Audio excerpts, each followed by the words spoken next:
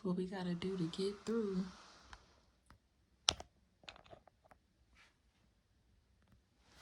Okay, let me scoot this desk over. Okay, we got this in here.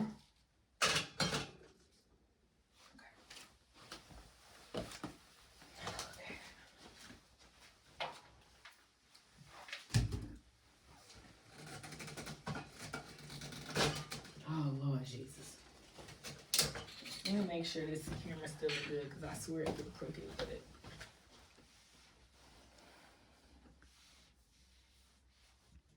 It's doing what it needs to do. Why does she keep calling back? Like, All right.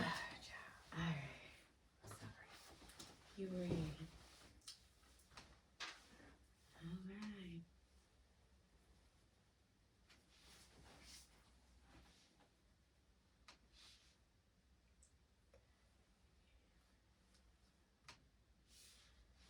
Hi. 3, 2, 1. Hello, this is Whitney. and this is Alicia, And this is the Luxe Hour Podcast. Join us weekly.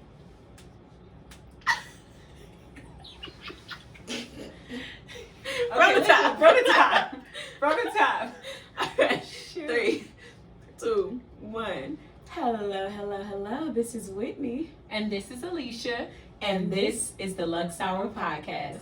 Join us weekly as we sit down to chat with women, successful Black women from all walks of life to discuss their elevation journey. Yes.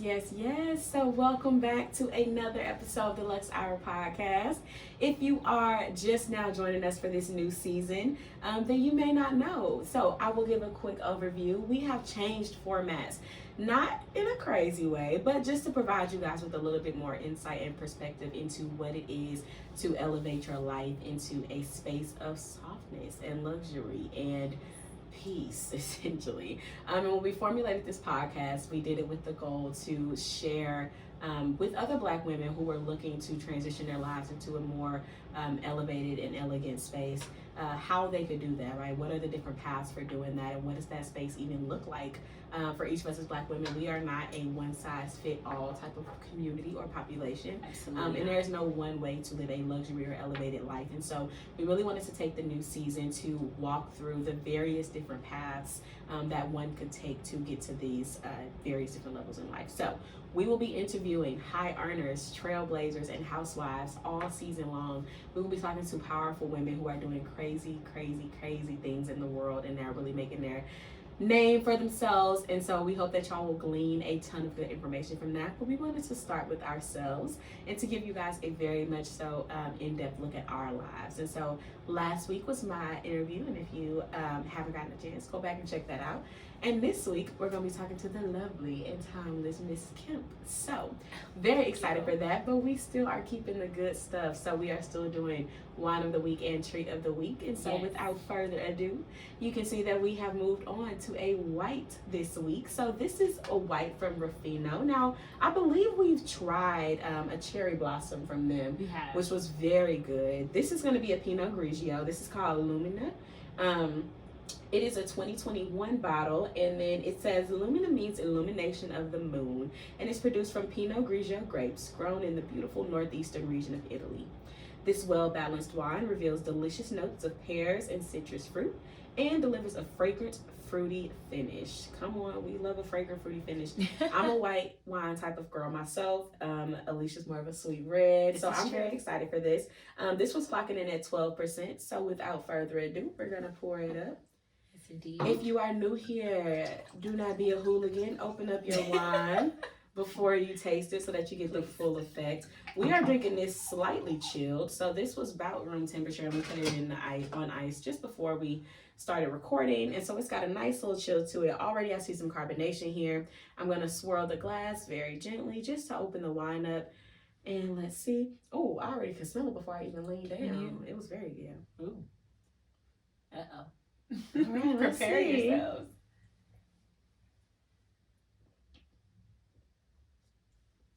This is very light. This is a summer picnic wine. This is very good. This is super light wine if you're doing like a picnic, if you are doing something outside. This is a good brunch wine. this would cover up fabulously in like a mimosa if you didn't want to do like a prosecco. But this is a light wine. It's got a little bit of carbonation, but it's very good. It's crisp. It's summertime fun. What you think? Okay, gonna open it up a bit as well. And it's not too bold on the back end. Actually, it's way bolder on the front. Yeah, it is. It's immediately. Mm-hmm. Like literally the moment that you start to drink it, I think that some people will be reluctant to continue drinking just because the moment that it hit, again, it is very blowed. So you get that explosion the moment that you take it in. But again, like you said, it is very, very, very light on the back end. And that's a really good taste to it. Personally, I would definitely take this as a brunch drink. And I can actually see you mixing well with like a pineapple, even though I'm allergic, pineapple or orange juice, just to do a nice little mimosa if you don't want to, go with the traditional champagne. But it's pretty good. But what was that? Was it 14 or 12%? 12. If this is 14, this would be a winner. It's 12. Gracious. Which is still pretty nice for a white. Yeah. And honestly, it hits, like you can tell that it is a good 12%, but it truly doesn't feel that way. So I would say be careful with that one. That one will definitely sneak up on you. Yeah, I love it. I love it. Indeed. So the next segment that we'll get into is our treat of the week. Treat of the week. Okay, guys. So for those of you all who are new or have forgotten, don't know how because we tell you every episode. But the treat of the week is simply the luxury that you've indulged in for the week. So go ahead and kick us off. What was your treat of the week? All right, so for my treat of the week, I actually bought a ton of new plants. So I went on a plant shopping spree to fit out my wellness space. So I moved to a bigger place. If y'all missed Alicia's announcement, she bought a house. I just moved to a bigger place. So I have the second bedroom now, and I use it as my wellness space, as a crafting space, creative space. And I wanted to have a ton of plants in there, and I already had a few plants, and I went and bought a bunch more. So now I am a plant orphanage. Okay, I have plant mom. I have a plant schoolhouse full of plants. And I love it. So that was my treat of the week. Plants are not cheap. If you are new to the plant world, you can get plants from Trader Joe's for like $6 or $7. But like, really? Yes. I didn't know that. Yeah, but I bought like a new palm tree. I bought a fig for my room. And then I got a few other like small potted plants to go on like a planting shelf that I have. So that's my luxury of the week. It's a wellness-based luxury. I tend to do a lot of stretching, meditating in the morning, praying in that space. So having the plants in there just really helps to add that greenery to the space. And I just really love it. So yes, it's my treat of the week. Yes. What about you? For it. So my treat of the week, it's a bit more simple.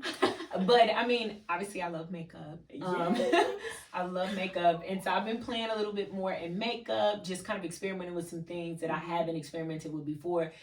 Just in terms of like elevating my makeup looks. Yeah. So definitely adopted some new products over the past weekend. I saw that you got a new foundation. Yeah. Well, so a new concealer. Okay. Yes. So it's from Too Faced Cosmetics. Okay. Which my foundation is also from Too Faced. My new foundation. Prior, I had been wearing NARS since 2014 when I started wearing makeup. So I only did the NARS foundation. Not the sheer coverage one. Oh my God. I can't remember the actual name of it, but it's the full coverage NARS Narcissist foundation. Or NARS for short. That one, it comes in a bottle. It's like $42. But I transitioned over to Too Faced. Shout out to my girl Faith. Faith is the one who put me onto the foundation and the concealer. So I finally folded and tried out the sealer because I am a NARS snob when it comes to makeup and concealer. But the truth of the matter is that little NARS tube, it's the NARS creamy concealer, and it's now $31. But it does stretch, so the product goes a long way. But the problem that I was having with it is that, again, it wouldn't cake up per se, but it just wouldn't stay set as long as I would like for it to stay set. So I went ahead and purchased the Too Faced Cosmetics Concealer, which I'm really excited to try. Okay. I do love it. Okay. And honestly, it's not that I need the full coverage. I really don't need full coverage. But I do like that it does offer that. Yeah. And once I set it with my banana powder, it's set. Okay. So I don't have to worry about that. So the funny thing is I'm trying to get rid of my NARS tube. So I'm using the NARS concealer tonight. And, and I can definitely tell the difference because I can see it's not as seamless as my Too Faced concealer. So we're trying to get rid of this too. But so that's that. So I invested in that, and then I also got some new brushes, a foundation brush from Real Techniques, which you can actually purchase off of Amazon. It was a really good investment. I think it was like $12. I don't remember for sure, but it's the Real Techniques foundation brush. And then I also invested in some liquid eyeliners. I'm just experimenting with different ones that I like, and then also some eyeliner pencils, just trying to get a good feel for what I like. So I don't have it on today, but diving back into that space. But honestly, I was just like trying to get my makeup done in under 30 minutes. But now I'm like, I have a little bit more time. I want to take a little bit more time. Got the good stuff. So yes, we're, enhancing what we already have, refining, adding a few more pieces that we've, lost touch with. And then last but not least, also my Charlotte Tilbury setting spray, which was actually a gift. It was a gift from Margarita, my girl Margarita. It's also my coworker. Margarita. But finally using that and incorporating it into my beauty regimen. So just some new products that I'm using to enhance my my beauty routine for a full glam beat. So those were that was my treat of the week, enhancing my routine. We love it because the makeup always is there. It's all there, always. Stop crying. Speaking of it being all there, today we are getting into your grill. We are going to talk to Alicia and get to know her a little bit deeper. We're going to get into career and life and love and all that good stuff. So why don't you start by just telling us about yourself? Who's Alicia Kemp? Absolutely. So I'm glad you guys asked. So obviously my name is Alicia Kemp. So I am 31, hailing from St. Louis, Missouri. Basically born and raised, grew up there. Went away, attended college at Mizzou for my first 3 years, which I know is your alma mater. I didn't finish up there. I ended up moving back and finishing up at UMSU. So that's just a little bit about my educational background. But you guys will notice that I moved around quite a bit, which a lot of people don't know. So it kind of ties into education, career, all of that. So being born and raised in St. Louis, there's a ton that we saw, that we experienced.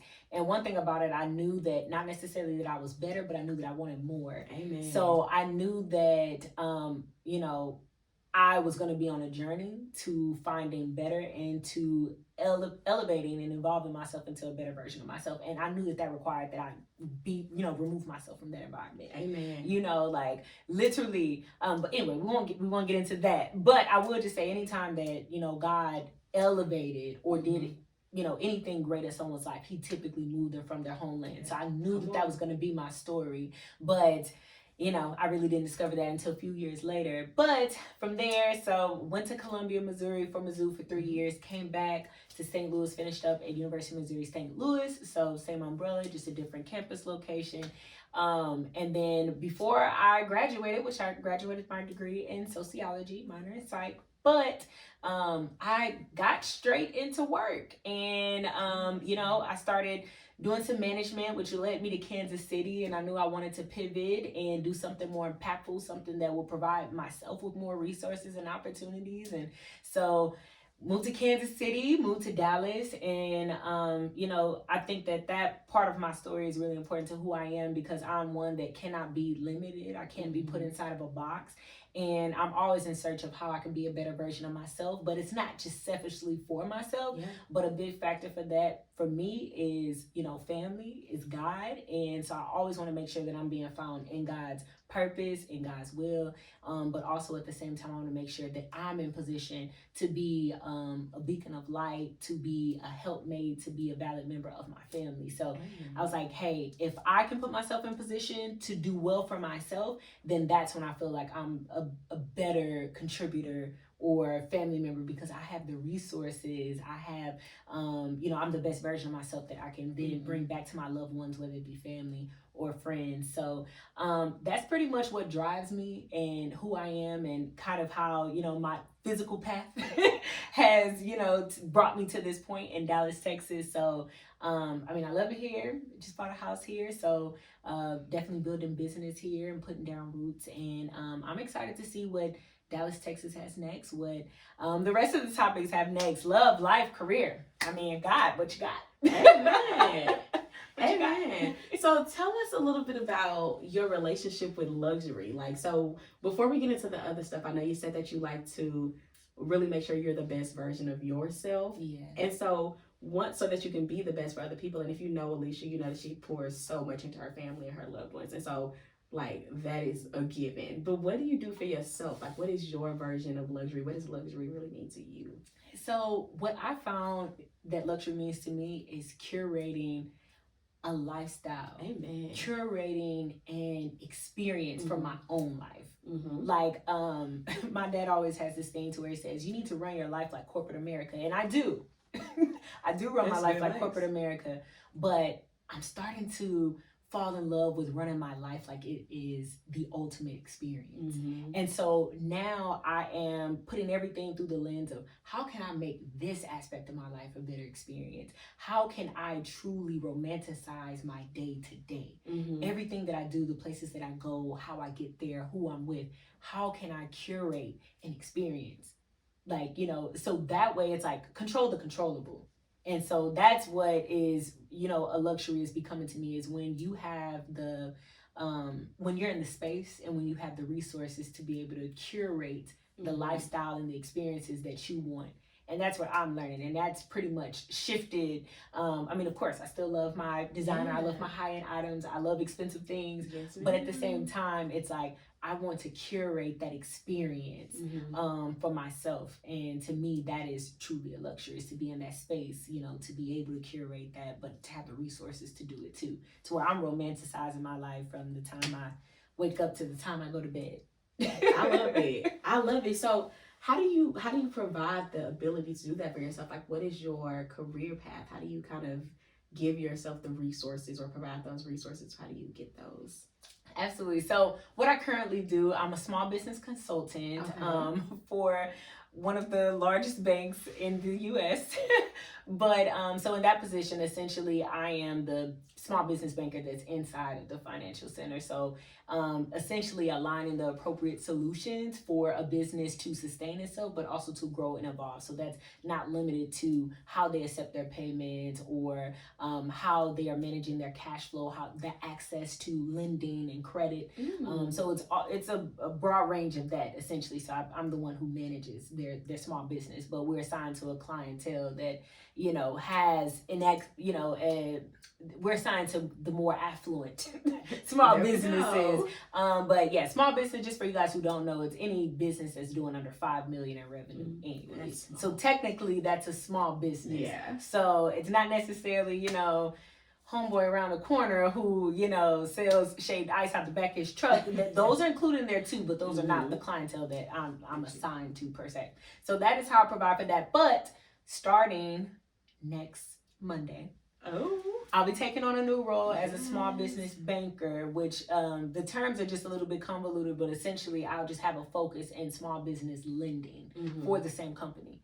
So I'm really excited about that, which, again, it pays well. The funny thing is, if you look at Glassdoor and if you look at my particular company or comparable companies, it actually is pretty true or indicative of how much we do get paid. So if you are a person who is interested in, finance or, small business or business banking, it actually pays pretty well. And again, it's salary, but you also get bonuses based upon, certain metrics. So that's how I'm able to provide for myself mainly. But additionally, I do work a little part-time job in fashion and high-end fashion, which enables me to, get discounts on clothing, shoes, that not only that I can wear at work today, like this Karl Lagerfeld piece, Very but cute. Thank you. And we love Karl Lagerfeld. We got some fun stuff. We do. And for those of you guys who don't know, because I'm a fashion girly, Karl Lagerfeld is actually the one who did the design for the classic Chanel bag. So he used to design for Chanel, but he branched out on his own. Either way, so I do that on the side as well. So that does bring in some additional income. I do that 3 days a week now, just like 15 hours, but it's a little extra income. So supplementing my income, but also doing something I love. It's still fashion, and additionally discounts on something that I do daily, because you have to dress to impress in my field. You're meeting with doctors, dentists, lawyers, IT consulting firms, marketing firms, and you are advising them on how they'll manage their own cash flow. So, so that's how I'm able to provide that at this present moment. I love it. So, well, first, if you have a small business, reach out to Alicia to get that thing funded. But that's such a cool job. So how did you get into that? Like, is that what you studied in school? Like, how did you get into that space? Yes, so originally degree in sociology, minor in psych. So I knew that I had a knack for people. I knew that I was always great at connecting, and I knew that I was great at sales, but I didn't know exactly where I wanted to take it. But I was like, hey, if I'm going to get a major in something, if I'm going to get a degree in something, I want it to be a skill that is transferable, which understanding how the environment affects people and how a person's mind works, that'll definitely help you in any field that you decide to go in. So that's why I chose that one. But started off in fashion. So I started off in fashion management. So I was a division manager for one of the largest high-end retailers. And I knew that I didn't want the hours. That was my biggest thing. The money was really good, believe it or not, but the hours is what I disliked. And then I was on my feet. I was constantly standing. So I said, you know what? I took a promotion. That's what moved me to the greater Kansas City area. I was in Overland Park, Kansas for 8 months. Okay. And then I said, you know what? This is just not for me. Fashion is fun, but this is not what I want to do for a career. It's not conducive to the lifestyle that I want for myself. So I said, I want to navigate into finance. Gotcha. Because I knew that was something that not only can I help other people, especially, people of color, especially the Black community who don't have, access to that type of information, that knowledge that will help push them into the next dimension financially, but I can also learn a lot myself, and I'll get paid to do it. And I said, well, hey, I know it pays well as well. Yes. It's a win-win for me. There was no losing there. So I said, you know what? I want to move to Dallas because I visited Dallas similar. I started visiting family here in Dallas. I had a few good friends back from St. Louis, back from Mizzou that had moved here. And I said, you know what? I'm gonna go down.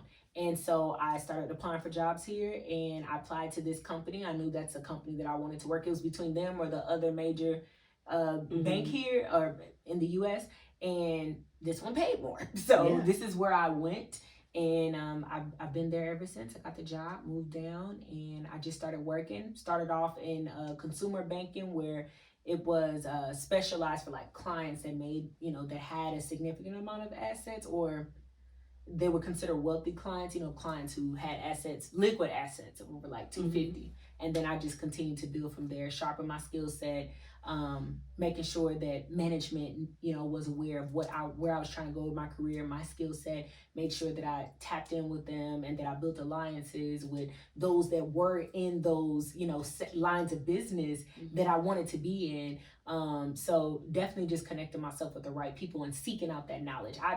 Everyone knew what I wanted to do. Everyone. And I was a business owner. I'm still a business owner. And so just having a few other friends and parents who were involved in business, just really applying all of the knowledge that I have, or taking all the knowledge that I have and learning how to cross-reference it and apply it across the board to make me a more applicable candidate for the opportunity to get into small business banking, because it's not necessarily easy in the finance world, especially when you're coming from consumer banking. Yeah, because you got skin in the game. And speaking of which, so what would you say to someone if they wanted to get into that industry, or if they were interested in exploring a career in banking or consulting? Like, what advice would you give them on how to break into that field? Number one, I would say, do not feel confined because you do not have an accounting or finance degree. Okay, amen. Do not feel confined, or not even if you have a business degree. Don't feel confined like, oh my God, I don't have any of those degrees. I'll never get in that field. Here's a fun fact. Like I said, I have a degree in sociology with a minor in psych. Yes. And to be honest, most of the people that I work with don't even know what I have a degree in. they assume that I have a degree, but they don't know what it's in. Yeah. They probably assume it's finance or business, and honestly, they don't care. They just like that I have a degree. They like that I have a resume that's impressive because I have managed a team of people before. I managed 25 people before, you know, so it's like, that's what they care about. I've managed millions of dollars in my division when I was with the previous company. So that's what they care about, is that I have some experience doing big business. But actually, believe it or not, I would say about half of the people that are on my team don't have a degree at all. Yeah, wow. And this is a running theme. Yeah. So if y'all notice, do not let the degree or the certification or the lack thereof stop you from pursuing your career ambitions. You can get those along the way. But I also heard you mention another stream of income. You said that you're a small business owner yourself. So tell us about that. What's your baby? Yeah, so, well, my main baby is Speak Prosperity LLC, trademarked. Ain't no stealing that name. So the funny thing is that it is lying dormant right now. I do plan to pick it up in the last quarter of this year, but I've just been going through a lot of transitions with the new, the promotions that I've had. This is my second promotion within a 12-month period. Well, technically 8 months. So when I got the job, but my start date is now. And then I also, buying a home, just a lot of transitions are happening right now. So I did have to, place that aside for just a moment. But I will be picking that up at the end of this year. So that's, so essentially it's a faith-based, apparel company, that strives and, enabling us to become better, providing us with resources to become better from a 360 standpoint. So we have everything from focus verses that we do. We have blog posts on the website. We have playlists, gospel playlists, for worship, for working out, that are contemporary bangers, happy gospel music. So essentially it just catered towards the believer and, enhancing, your relationship with God. And we're all about relationship over religion. So that's huge for me. And I really love that, but I can't wait to get back started with that. We love it. Yes. So then would you say, in terms of end goal, like, are you wanting to continue building your career in corporate? Are you wanting to build out Speak Prosperity and your online brand and become an entrepreneur? Like, what would you say is your end goal in terms of career? So the other business that I really didn't speak to as much, well, it was more so the branding is abundance with Alicia, to where I do consulting from business and credit as well. So ideally the end goal, what that looks like for me, is utilizing my career, my 9-to-5, to get me to a point to where I have built up enough liquid assets, but also began investing in real estate to where that can sustain me and I don't have to continue working for, any type of corporation, but I can build out my own businesses. And even with that, right, like I want my businesses to be passion projects eventually. So I want to utilize them. I hopefully, like you were saying, I want my business to become profitable, but I am heavily focusing on my 9-to-5 because I do have a ton of earning potential there. Amen. Ton of earning potential. So I do want to build out my business and my brand as a business banker through that company. But just enough to get me to the point to where, like I said, I have the liquid assets and I built up a portfolio of more real estate property to where I can literally retire by 40 to 50. Amen. And I have properties, residential, eventually commercial as well, to where, I'm leasing out office spaces and I have duplexes and apartment buildings. Ideally, that's where I would get to. So that's my end goal, is to work for myself and truly create that freedom and time for myself and to do things out of passion. And if with the real estate company, because again, obviously any wealthy person has real estate, but I want that to be a point too where I can hire a manager and if they manage I want to retire by 50. I don't want to do anything. I want to keep working. So essentially that's my end goal, and I know that's going to require some stiff, financial planning. So at this point, it's just all about minimizing my expenses and continuing to grow and build and increase my income. And so that's where I'm just at right now, but that's my end goal. I love it. So that's a lot. Like, you have a lot on your plate. Like, you are a busy woman. So how do you juggle that? Like, what does a typical day in your life look like? So, it's a long day. It's very much a long day. So I have set days in which I go to my part-time jobs. It was Wednesdays, Thursdays, Saturdays. So on an average day, for those days I'm not going to my part-time job, literally it's getting up at 7 o'clock in the morning, get up at 7 religiously. I want to say it's all the way like you to where it's my body that's necessarily waking itself up, but it's an alarm clock. It's the alarm clock. It's an alarm clock for the most part. Sometimes I'll pop up, but it's an alarm clock. Well, I have to say, the only reason I wake up naturally is because I hate, like, there's nothing like being jolted out of my sleep. Like, I don't want to start my day like that. I'd rather just get up scared. You jump out like, oh, jeez. Oh, Davey, like, don't scare me into the day. But yes, but I feel you. Yes, so absolutely. 7 a.m. So alarm goes off. Alarm goes off, so that's when I get up for the day. I usually take my shower at night. So I'll get up for the day immediately. Again, I'm not going to say that I'm a skincare girly because genetically, I have been blessed, thank God for, blessing me with that. But I will still get up. Absolutely. I'm going to wash my face. Period. That will, like, 1,000%. Hygiene is definitely huge for me. So I'm going to get up, wash my face. I'm going to brush my teeth. I'm going to floss again. Yes, in the morning and at night. And then I'm going to make sure that from there, sometimes I wear makeup to work. Sometimes I don't. Most of the time I don't. So I'll get up from there, just, take care of my hygiene. So skin, hair, make sure that my body is properly like oiled, lotions, have to do that.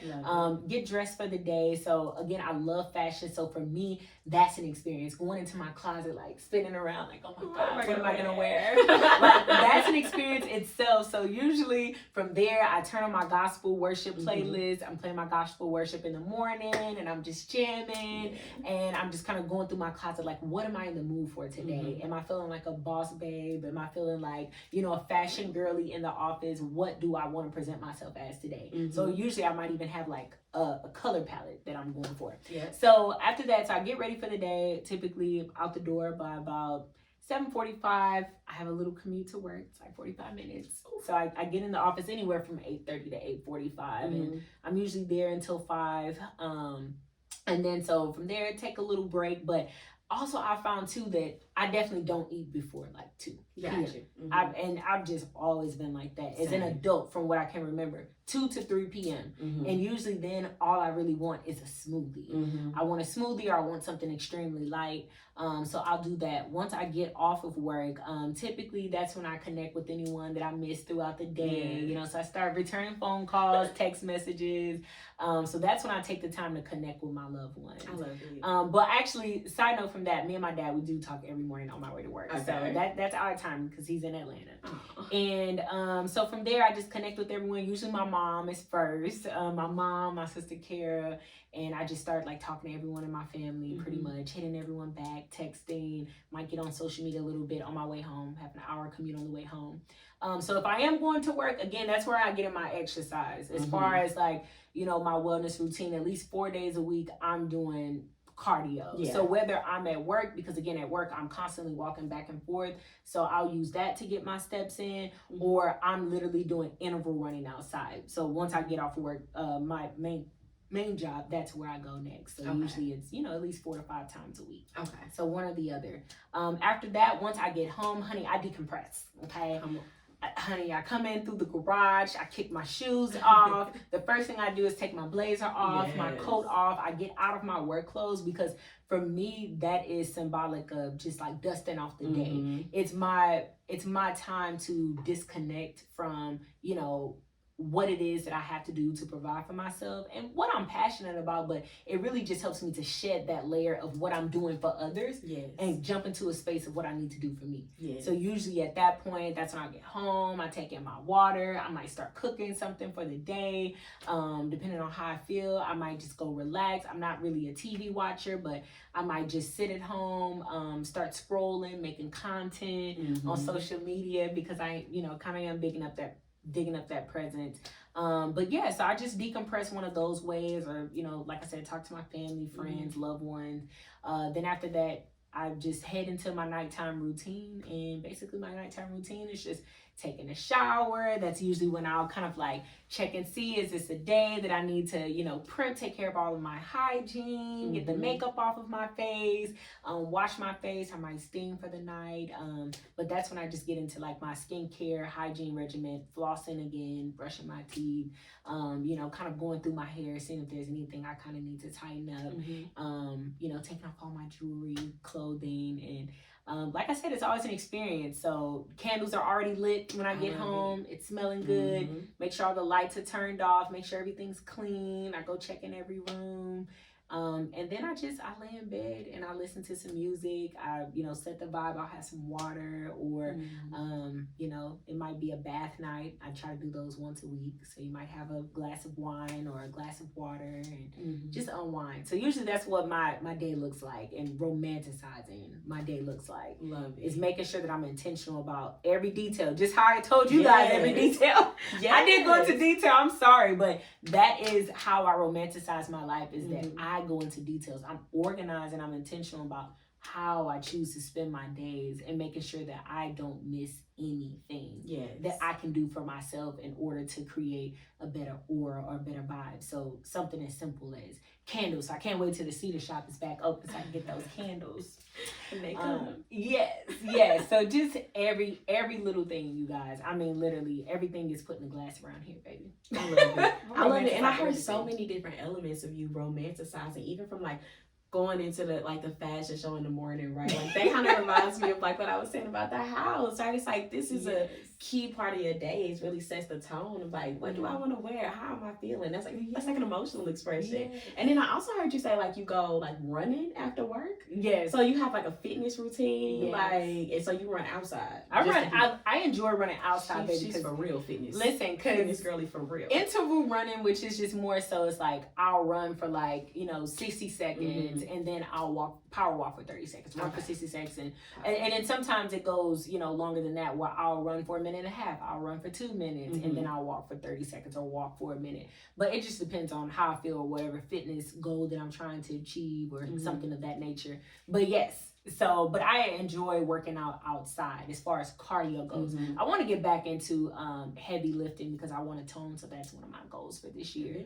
So I will start back going to the gym and lifting. Jesus, lifting heavy. You heard it here first. I know, so I have to stick to it. It's in the atmosphere now. It's in there. Oh my goodness. So what would you say is your biggest like lifestyle luxury? Like, where do you really experience or indulge in luxury in your lifestyle?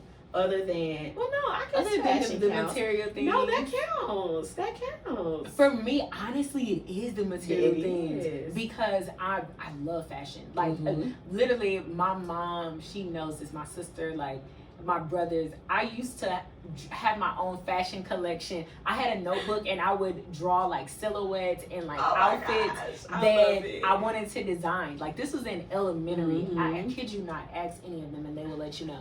So fashion is something that I really do love and care about. And so with me, it is, I enjoy being able to buy any type of like fashion or even beauty for me. Just things or pieces that will enhance my appearance, but especially with fashion, because I just believe it's an experience, it's an artistic form of expression. It allows me to be more creative, and again, it's about curating that lifestyle that you want, that move for your life. And to me, it's like when I step out with a blazer that I really find is very fashionable, or like some jewelry or some statement pieces that I just adore, I feel good because I know what I have on. I can appreciate what I have on. I can appreciate the robe that I have on, the lingerie or whatever the case is. So I feel good about myself when I wear it. And, you know, because fashion is subjective, right? It is. Yeah. So you don't have to like it, but I love it. And I love the way that I'm showing up in the world, and I'm showing up authentically as who I feel and how I feel. Amen. So who's your favorite designer? Like, who's your favorite clothing? Let's do each category. Let's do clothing, bags, and shoes. So for clothing, oh my God, clothing is so difficult. If I had to do clothing, if I had to do clothing, and I would say that they were more a perfect example of my style, it would be like Alison Olivia. Okay. Which is a contemporary designer. But I mean, so it's not Gucci or anything, but it's a contemporary designer. But she ain't cheap either. Ain't cheap. That's like we talk about $200-$300 dresses. Yeah, so dresses. Not like neither now. Literally, but I love Alison Olivia pieces because they're so regal, they're so intricate. You could tell that it has its own specific type of audience. It's definitely for the girlies who love colors, but it's for the girlies who are also edgy. So it's more. It incorporates both of those styles, but at the same time, it's giving you high fashion looks. It's giving you a variety of silhouettes. Everything is just always luxed up and leveled up. I mean, the gold that they have, like I said, the metals that they use, it's just always so intricately detailed. So that's all I had to say, Alison Olivia, for like the clothing. Okay, so clothing, Alison Olivia. Bags.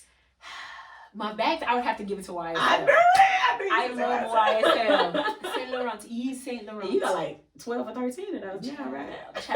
I wish, honey. I wish. YSL bags. I have 2 YSL bags, and I just have like the card holder. Do I want more? Absolutely. So cute. I do want more, absolutely, but I just do have to be mindful of the fact that I want so many other luxury. This is true. So I'm trying to make sure that I find balance in all of my luxury pieces and how I choose to curate a luxe lifestyle across the board. So I'm just trying to be a little bit more balanced. I'm taking a break from buying the new bags right now. Okay. And shoes, finally. Shoes. Oh my God. I would say for my shoes, Jesus, this is a hard one. I think I would have to personally go with BCBG. Oh, that's coming out of left field. I thought you were gonna say like Sam Edelman. I don't know why I do. No. Okay, so here was so funny. If you look at my closet, I have a lot of Sam Edelman, and I will say that is my favorite when I am being a corporate cutie. That makes sense. But if I'm not being a corporate cutie and I'm just like going out like for a night on the town, it would be BCBG. I love it. But no, Sam Edelman is actually my favorite corporate cutie heel for sure. I even have a lot of their flats too. Yeah. So no, I was debating which one I was going to use, but I would say BCBG would be more me outside of the office. But Sam Edelman for sure, absolutely any day inside the office, hands down. And both of them are like decent price points, like 100, 150. So it's not like super expensive, but it's not cheap either. I love it. And quality, they'll last you for a while. Exactly. Now, designer wise, oh my God, I would have to say, what is her name? It's like Jesus, Cavioli. You'll have to come back to me on that one. We'll have to. I know, right? We'll have to come back to that one, but essentially, like, she has these heels. They're like intricately designed, and they're always so unique. But she has this certain type of heel that I really love. I'm trying to bring it up.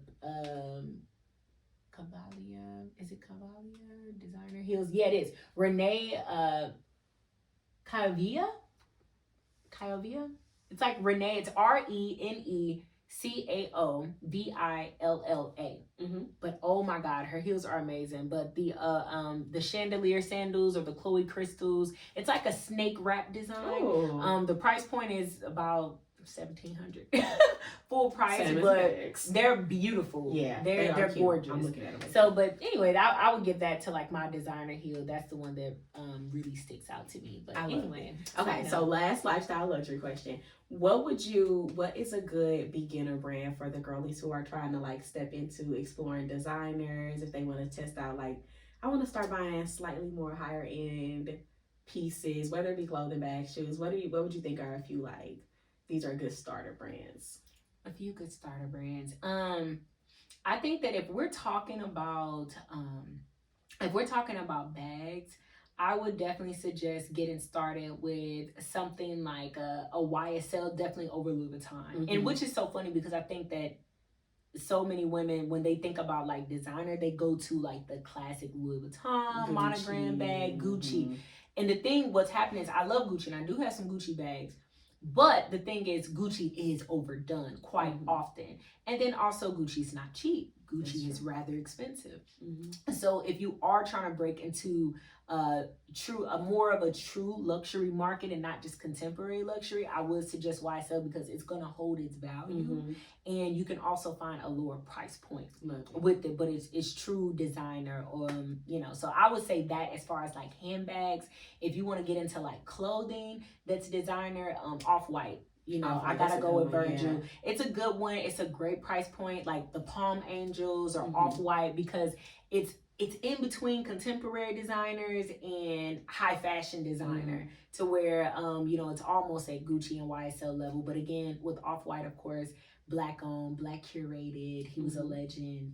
So I feel like you just definitely can't go wrong. And it is a little bit more edgy, a little bit more streetwear, but definitely more affordable. So yeah, those would be my recommendations as far as like, trying to transition into that space. Fabulous. Well, you heard it here. If you're trying to break into designer, these are Alicia's top picks. Yes. So speaking of top picks, speaking of top picks, tell us about your love life. What is your love life looking? Have you made your top pick yet? That's what I did there. What's today? You guys want to see the date on this? I don't want nobody piecing together a timeline in case it change, honey. Just know it's relatively early in 2023, but it's late in the 2022 cuffing season. We're closing out the end of the 2022 cuffing season, but it's the start of 2023. Okay, honey. Well, this is gonna be a short one for me as well. Okay. I would say definitely relationship status is single. Okay. I would say kind of recently I was dating someone for a longer period of time. That ended. That's all we need to know. But as of right now, I just started, talking to someone that I do rather enjoy. Okay. Definitely enjoying the conversation. It's just across the board. So far, it's all 10s. So I mean, we'll pretty much it's all 10s across the board, pretty much. But we will see. I would say on the things that matter to me as I have evolved and started to see things from a full picture lens. So, necessarily was I thinking this way a few years ago, even a year ago, 2 years ago? Absolutely not per se. But as of right now, where I am in this current space and what I value, it's, so far it is, 10s across the board. And I'm excited to continue to get to know that person and just, kind of build and see where things go. I think that what I've learned over, the last few guys that I've dated is that find out what you really value and what's truly important to you that goes beyond the surface. Yes. I mean, truly beyond the surface. I don't care that he has a beard and he's 6'5". Even though it is a nice person. Even though okay. It is. I don't just care, if he makes $300,000. First of all, is he generous? Yeah. But more importantly, I think it's about the character piece. Like, again, I don't want to put a paper bag over your head, but at the same time, I definitely need to know where your values stand, where your morals are. Are you a believer in God? Yeah. Are you a respecter of women? Are you a respecter of self? Are you a hard worker, or do you have lackluster ambition? These are things that I need to know. What does your ideal life look like? What type of lifestyle are you wanting to create for yourself? Those are the things that matter to me, because I need to know if we're in alignment on those things. So again, we have to, how can two walk together unless they agree? We have to be on the same accord and want the same thing out of life and roughly be on the same path. I'm not saying that your relationship with God has to be as deep as mine or that you have to want the level of lifestyle that I want to the T, but I do need to know that you're not wanting to retire at 65.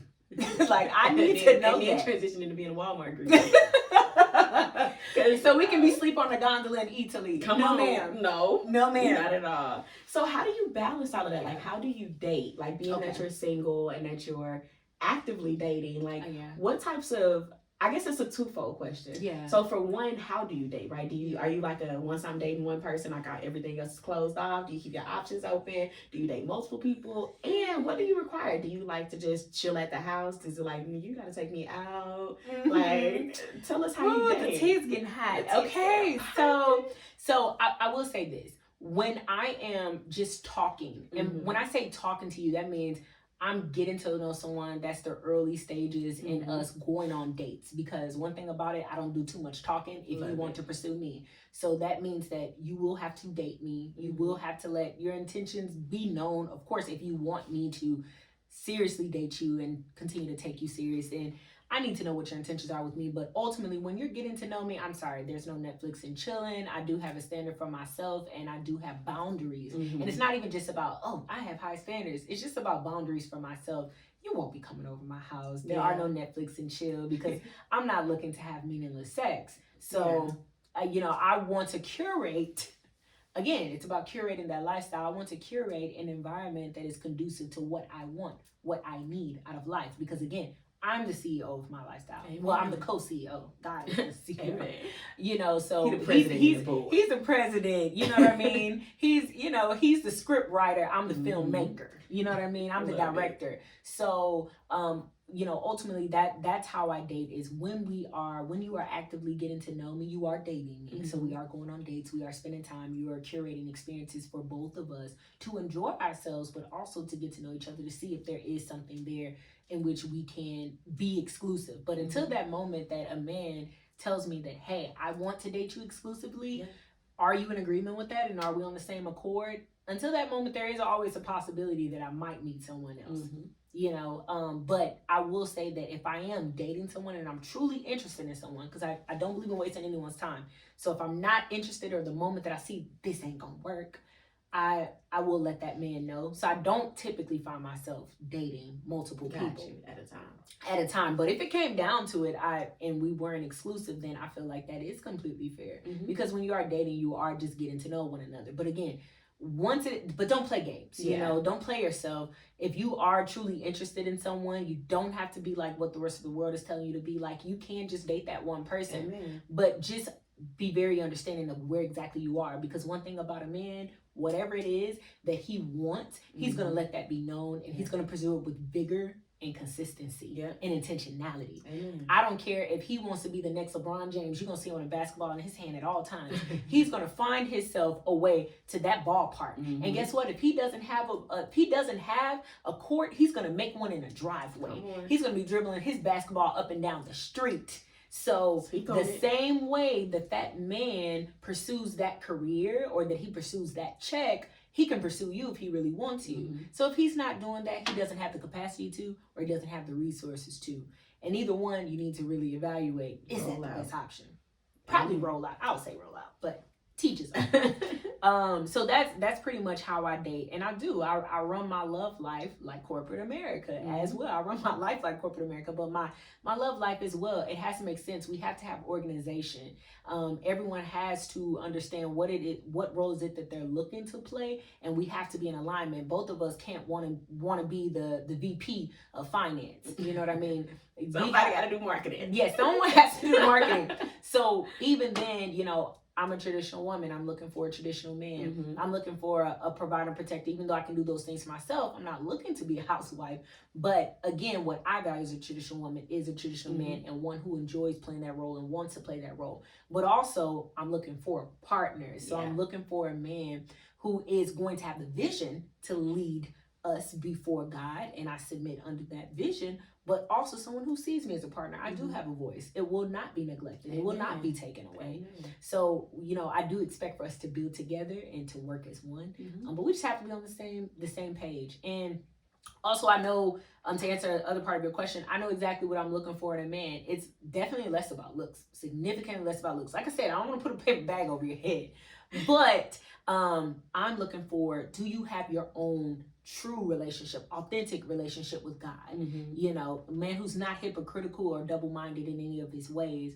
Also a man who is ambitious, who desires a life that is, similar to the lifestyle that I desire, which is one of comfort, one of freedom, one of financial freedom, one who is healed and mentally well and actively pursuing that, one who's a lover, one who's a giver, one who's generous, one who is doing well for himself and working on doing better. Of course, the better off financially, the better.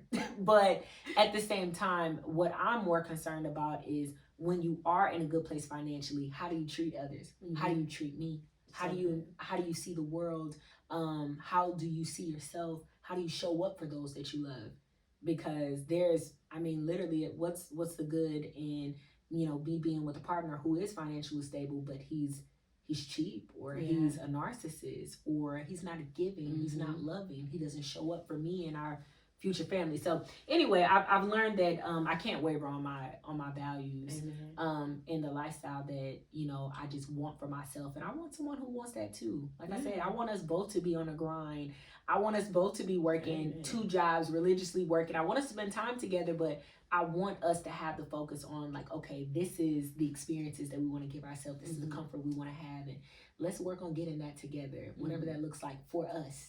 I love it. So then, would you say that marriage is a goal for you? Do you desire to be married? Do you just desire to have a long-term partner? Like, what would you say is your long-term desire in this space, in the love and relationship space? My long-term desire definitely is to be married, a child or 2. a child or 2. Not like 6, 7. Absolutely not. The devil is a lie. Okay, he's 6, 7 lies. Okay. So, okay, listen, I come from a huge family, and I think it's beautiful. I have 24 nieces and nephews. I think they're all beautiful, but I just don't want to be the facilitator of all of that. I don't want to be responsible for that many little parties. I just don't. And I want to make sure that I'm able to provide them with adequate support, time, affection, and love. I want them to feel seen. I want them to be provided with opportunities. I can't do that when it's too many of them. Yeah. Let's just be real. That's true. I can't. Yeah. So, but I do desire to be married. I certainly desire to, like I said, have a child or 2. But I also am cognizant of the fact that it's a totally different day and age, and the dating scene looks totally different than it did 5-10 years ago. And, you know, I never thought that we would be here in the dating world. And so also with that being said, I'm not desperate, and I'm not going to force something that is not conducive to my mental health, not conducive to my boundaries, not conducive to the things that I also desire and require out of life.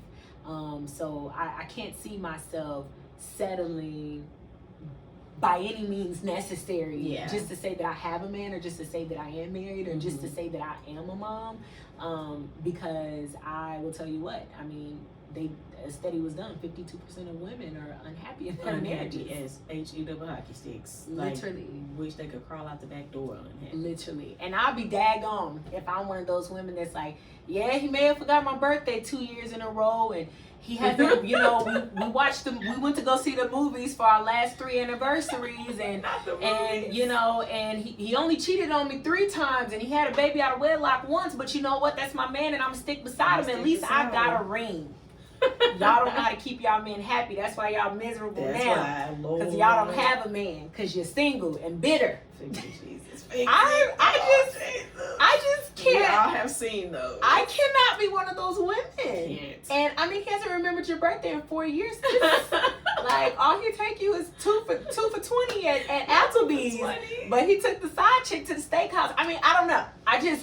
I just don't want to be one of those women. The triple dipper and the side chick went to Morton's. And you know, and I'm not trying to be nasty with that, but I use that satire. Those are real life examples though. And I just use that to drive home the point that I want love, I want marriage, I want kids, but not at all costs, and not by any means necessary. I don't think it's ever that deep. And I was singing a different song a year ago. I was like, oh my God, no, marriage is the goal. Like, what woman wouldn't want marriage? But now I have a deeper understanding that, but at the sacrifice of self, it's not worth it. It's never worth it. Not that bad. Never worth it. And I just choose not to suffer that way. Amen. Yeah. Amen. Well, that's the tea. That's the tea, but that's only the first part of the tea, because the tea is now hot. So I'm turning the screen. Honey. So the final segment of our new format is called The Tea is Hot. Okay. So we will have our guests choose 2 random questions to answer that touch on any number of the components from any of the categories that we talked about. It's going to be career, life, love. So choose a number for your first question, 1 through 5. Okay, I'm going to do the ones I don't know, because obviously I asked you the other 2. So let's go with 3 for 400. 3. Tell us about the best date you've been on. Oh my gosh.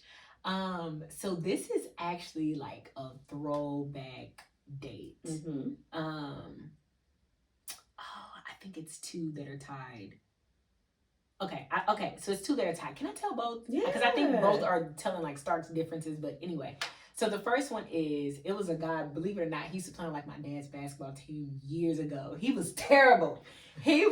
He sucked, okay? Like one time he went to go shoot a free throw and threw the ball over the backboard. He played for like the B team. It was an AAU team. He played for the B team. Like nonetheless, so he had like, he played like 1 or 2 minutes. Maybe I still shoot like. But to be honest, you know, my dad's late friend at the time, he liked his mom. Okay. So he gave him a little playtime, and after that, immediately he took him out. But immediately, you thought about over the hoop. It was terrible. It was terrible. But anyway, he grew up nicely. He really grew up well, and so yeah, we ended up reconnecting later in life, and I was like, oh. This is you? That was you? Oh my God, I remember that. I didn't really remember your name, but oh my God, I remember that. You sucked. But now, he was like playing basketball in college at the time, so we both were in college, but he was like a year ahead of me. So anyway, he was just like, well, yeah, oh my God, I just always like liked you, I've had a crush on you, and when we get back in town, because I was at Mizzou, he was like at a different college. I don't remember where he was playing basketball, but he was like, hey, when we get back for break, I want to take you out. When I tell you this man, again, we were like, I was 19, he was 20 at the time, he was a full-time college athlete. He didn't even have a car. Honey, he finessed it. He made sure that he got his mom's car. He came over to my brother's house at his townhome. Like, he was just like, hey, I'll come knock on the door when I'm there. This is old school chivalry. This was like 2011. Yes. So I mean, literally, and again, this is a big, tall, super masculine guy. And, you know, he knew my brothers though from way back then, but nobody, you know, probably used to respect him back then. Came, knocked on the door, and he was like, hey, man, what's going on? I remember you guys, da-da-da. You know, hey, I'm here to take Alicia out. And people are scared of my brothers, okay? Because I have 3 big brothers. They were like used to tremble, okay? And it was because there was a few of his friends that used to tremble, wouldn't even ask my brothers to go on a date with me. And he came in, he was like, hey, I'm here to take Alicia out, you know, like, that's cool with y'all. This is what time we're gonna be back. This is what we, you know, he told them what we're gonna do, but I couldn't hear. So anyway, they respected him so much. And I mean, and you know, I just love that. I love that, you know, like, take charge, come in, be a man, stand on your own 2 feet. So anyway, long story short, so we get out, perfect gentleman, opening all the doors and everything. And conversation was just great. We had so much in common. We had been talking. We had been Skyping. This is when Skype came out and Twitter. Back in the day. So we were Skyping when we were in college, and we were just like catching up. I mean, literally, the conversation was great. Literally, the date entailed. He was just so intentional with everything. We went to Ted Drew's. We got ice cream. He remembered what I told him my favorite ice cream was. And he got that for me, ordered for me. It was like, oh, you know, he was just a perfect gentleman. And we literally went to the park, like around the corner from Ted Drew's. We sat on the swing. He pushed me on the swing, and we talked for hours. I kid you not. We probably talked. It was like dark outside. We talked for like 4 or 5 hours, and we walked around the park. But to me, it was. But again, it was. I think the part about the date that I really appreciated was that he was respectful. He was a true man, and he held those values that I can respect and appreciate. But also at the same time, he was intentional with every little detail. Remembering my favorite ice cream, remembering what toppings I liked. Like, you know, even when we were in the park, like just the little things, like pushing me on the swings and walking through the park, and like him reminiscing on things that he remembered about me back then. You know, and the little compliments. So it was just a ton of the little things. I love it. And so to me, that was just like a really intentional date. On the other side, the last person I was dating, we went on a lot of dates. And so anyway, this guy, but literally our first date, I mean, it was literally like a full evening into the rest of the night date. But I mean, literally, it's just like he introduced me to so many new things. I think we went to 5 places on this date. We got sushi, we had dinner. Then he was like, hey, I don't want this night to end. Let's go catch a movie. Home for Jesus was out. Terrible movie. But we went to go see that. And then he was like, hey, I'm just having so much fun with you. I don't want the night to end. So then we went to like Knox Henderson, and he showed me to some new places. He remembered me telling him that I wanted to go. And so we went there, and then he was like, hey, I want to show you something different. Boom, we went to Speakeasy. It was amazing. And then we just capped off the night and he was like, hey, I want to show you something else. So then we went to like a little park downtown and we walked and he showed me the grounds because he used to work at a building there before he went remote. And literally we just walked through. I had my heels on all day because I always wear heels. And he literally rubbed my feet for like an hour before we ended the night. So we were together from like 5 p.m. to 2 p.m. I would say those are my best dates. And again, I think it was because it was intentionality, attention to detail, being extremely respectful. Like he was a complete gentleman. Both of them were complete gentlemen on those dates. I mean, that's not indicative of how it ended, but the date was nice. But the date was, and let that be a lesson, ladies. Men do still take women on dates. Just don't date bums. Yes, that's really what it comes down to. And I mean, he definitely had the resources, so it was really nice. Like boom, but even like you said, the first guy, he didn't need have the like resources. That's it. It doesn't take money; it takes intentionality, and that's what I feel like I kept. Even though that second date with all the stops sounded very fun. It was great. It was money fun. Makes everything a little. It does. A little razzle dazzle. But that intentionality is what's key because, like you said, a man will show you if he wants to wine and dine you, impress you, and take you out and have your hand. He'll do the work for you. So to the young ladies, like even if you are, because a couple of my little boyfriends in college, they were athletes, and again, now let's be honest, they were athletes, but I always respect myself, so don't get that wrong idea. But the thing is, I promise you, I don't care what his social status is or in any capacity. If he wants to, he will. And he will respect you. It's all about how you carry yourself and the standard that you set for yourself. That is just a fact. You know what I mean? So at the same time, I pride myself on, the guys that I deal with, that whether they were athletes or whatever the case was while I was in college. So to you young ladies, you not have to give your body. You have to give yourself respect, and you have to have a personality, and you have to be vocal about what it is that you expect and what it is you like and what is acceptable to you. And you can get that. And if that man is not willing to give it to you, he may not have the capacity, he may not like you enough, doesn't matter. Keep it pushing. Move on. Don't even stress yourself and wonder, was it me or was it him? It probably was him anyway. But and now we're gonna say it was. But yeah, and just keep it pushing and keep being you and working on, developing yourself and evolving yourself into the best version of yourself. And I mean, you can't lose. We love it. Yeah, that's the tea. That was a long tea, but that was the tea. That's all right. Okay, so one more. 1 through 5. Okay, four. What's that? Have you ever gone on a vacation? I've gone on a vacation. I'm going on like a short vacation. Okay. But what's short? Like a day trip. Okay. So I've been on day trips more than not have anything else. And I think if I'm being completely transparent, I think that as I've gotten older, I haven't had that many like long-term relationships to where we actually we made it to the vacation. Let me tell you, I found out that girls was actually going on vacations as a first date. I found out that a lot of girls was like going on vacations. This is per Instagram. Yeah, going on vacations as the first date. Like now, almost like first dates are lame. Like take me on vacation. Now, okay, so I'm so glad that we're talking about this because let me be honest, it's not like I haven't gotten offers to that, but what the women aren't being transparent to is that they understand what those things are. Yes, it's a future situation to where it's like I flew you out here, you understand what the heck is going on. Now, I will say, now have I been like flown, whatever. Yeah, but I mean, like I said, you have to be careful with those when you put yourself in those situations because you have to understand if a man is flying you out, especially if it's a first date or you're going on a vacation, you're not going there to look at the palm trees. You're not. It's not just no jet ski and sightseeing. Yeah, trip, jet ski. You have to understand what's going on, and I think that that's the part to where it's just like, oh, that's cute that you were really naive enough to believe that you were there to sightsee. You weren't.